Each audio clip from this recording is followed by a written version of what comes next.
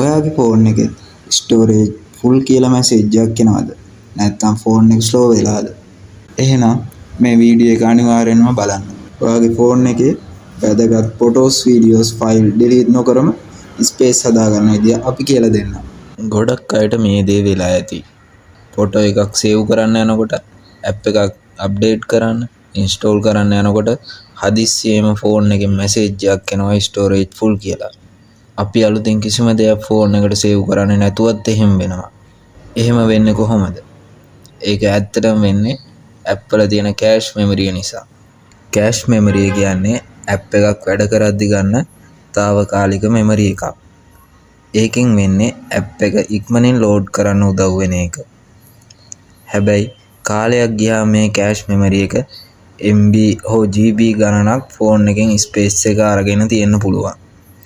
එතකොට ඔයා නොදැනුවත්වම ෆෝන් එකේ මෙමරිය ෆුල් වෙනවා. ඒ වගේම ෆෝන් එක ස්ලෝ වෙන්නත් පුළුවන්. අපි දැන් බලමු මේකට විසඳුම මොකක්ද කියලා. ඔයාට පොඩි දෙයයි කරන්න තියෙන්නේ. ඔයාගේ ෆෝන් එකේ සෙටින් වලට යන්න. සෙටින් වලට ගිහින් apps හෝ apps manager කියන එකට යන්න.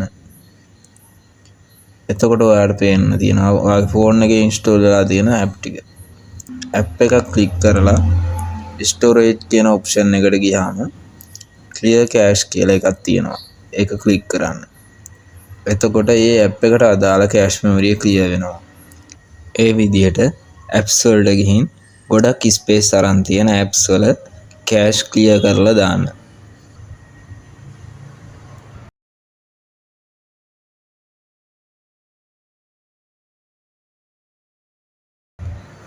ඔයා කෑෂ් ක්ලියර් කරාට පස්සේ ඔයාගේ ෆෝන් එකේ ස්පේස් එක ඇවිත් තියෙනවා. ඔයාට බලා ගන්න පුළුවන්. ෆෝන් එක ස්ලෝ වෙලා තිබුණ එකත් හරි ගිහින් නැති. මේක සතියකට එකපාරක් විතර කරොත් ඔයාගේ ෆෝන් එකේ ස්ටෝරේජ් ප්‍රශ්න ඇති වෙන එකක් නෑ. ඒ වගේම ෆෝන් එක ස්ලෝ වෙන්නෙත් නැති වේවි. ඔයාලට මේ වීඩියෝ එකෙන් වැදගත් දෙයක් ලැබුණාද?